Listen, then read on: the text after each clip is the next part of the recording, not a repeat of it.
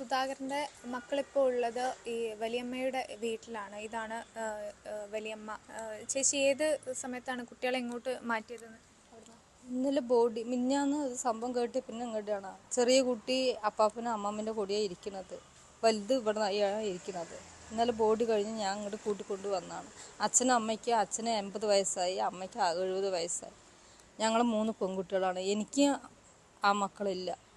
അപ്പോൾ അതുകൊണ്ട് ഞാൻ ഈ കാര്യം കഴിയണ വരെ കുട്ടികളെ ഞാൻ ഇവിടെ നോക്കാൻ വേണ്ടി ഇങ്ങോട്ട് കൊണ്ടുവന്നതാണ്. ചേച്ചിയുടെ അനിയത്തിയായിരുന്നില്ലേ സജിത?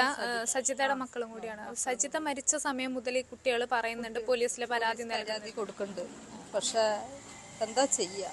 ഇപ്പം ഇങ്ങനെ സജിതനെ ചെയ്ത പിന്നെ ഇങ്ങനെ ചെയ്യുന്ന വിചാരിച്ചില്ല. അതോടെ തീർന്നു എന്നാണ് വിചാരിച്ചത്. പിന്നെ ഈ 5 കൊല്ലം മുന്നേ ഇപ്പോൾ വന്നിട്ട് ചെയ്തപ്പോൾ എന്ത് പകയെന്ന് നമുക്കറിയില്ല. അത് ഈ കൊലപാതകത്തിന് മുമ്പ് എപ്പോഴെങ്കിലും ഇയാൾ ഇത്തരത്തിൽ ഭീഷണിപ്പെടുത്തിയെന്ന് എന്തെങ്കിലും സജിത പറഞ്ഞിരുന്നോ?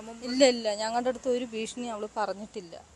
ഒരു പ്രശ്നമില്ല. അങ്ങനെ ഭീഷണി ഉണ്ടെങ്കിൽ ഞങ്ങൾ കുനിശ്ശേരി കൊണ്ട് ഇരുത്തുമായിരുന്നു കുട്ടികളിനെയും അവളിനെയും. അങ്ങനെ പറഞ്ഞിട്ടില്ല.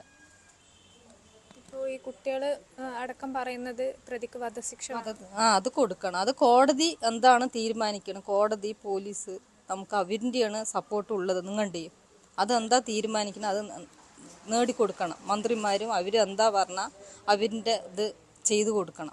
വിശ്വാസം അവരിൻ്റെ വിശ്വാസം. നമുക്ക് ഈ കോടതി എന്താ തീരുമാനിക്കുന്നത്? നമുക്കൊന്നും ചെയ്യാൻ പറ്റില്ല. കോടതിയല്ലേ തീരുമാനിക്കുന്നത്. കോടതി ഈ കുട്ടികളുടെ അത് നോക്കിയിട്ട് ചെയ്യണം. അതും നാട്ടുകാരും ഇന്നലെ പോലീസുകാരും നന്നായി കഷ്ടപ്പെട്ടിട്ടുണ്ട്. ഇല്ലയെന്ന് ഞാൻ പറയുന്നില്ല. അവൻ്റെ മേലെ ഒരു ഇതുമില്ല. അവർ നന്നായി കഷ്ടപ്പെട്ടിട്ടുണ്ട്. ഇനി നാട്ടുകാർക്ക് ഇനി വെളിയിൽ വിട്ടു പറഞ്ഞാൽ ഇനി അവൻ കൊല്ലും മട്ടാണ് നടക്കുന്നത്. ഇനി 2-3 ആളിനെ കൊല്ലും മട്ടാണ് നടക്കുന്നത്. അതുകൊണ്ട് അവനെ ഇനി തൂക്കിക്കൊല്ലാൻ വിധിക്കണമെന്ന് ഞങ്ങളുടെ ഈ കുട്ടികൾക്കും ഞങ്ങൾക്കും എല്ലാവർക്കും അതാണ് താല്പര്യം.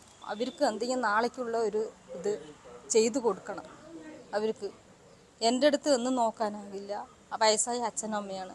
അവർക്ക് എന്തെങ്കിലും ഒരു ചെറിയ ഗവൺമെൻറ് ജോലി അവർക്ക് ആക്കി കൊടുക്കണമെന്ന് ഗവൺമെൻറ് അവരുടെ അടുത്ത് ഞാൻ അപേക്ഷ പറയണം. കോടതി അവർക്ക് കുട്ടികൾക്ക് എന്തെങ്കിലും നീതി വാങ്ങിച്ചു കൊടുക്കണം. അത്രേ നമ്മൾ പറയണുള്ളൂ.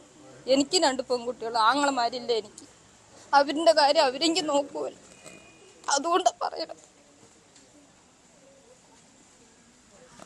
അതുതന്നെയാണ് ഈ കുട്ടികൾക്ക് ഒരു ജോലി അത് സർക്കാർ ഉറപ്പാക്കണം. കാരണം അച്ഛനെയും അമ്മയെയും നഷ്ടപ്പെട്ട് തീർത്തും അനാഥരാക്കപ്പെട്ട ഈ കുട്ടികൾക്ക് അവരുടെ സുരക്ഷ ഇനി ഉറപ്പാക്കേണ്ടത്, അല്ലെങ്കിൽ അവരുടെ സംരക്ഷണം ഉറപ്പാക്കേണ്ടത് ഇനി സർക്കാരാണ്. അവർക്ക് ജോലി അടക്കമുള്ള കാര്യങ്ങൾ സർക്കാർ ഉറപ്പ് നൽകിയേ മതിയാവൂ.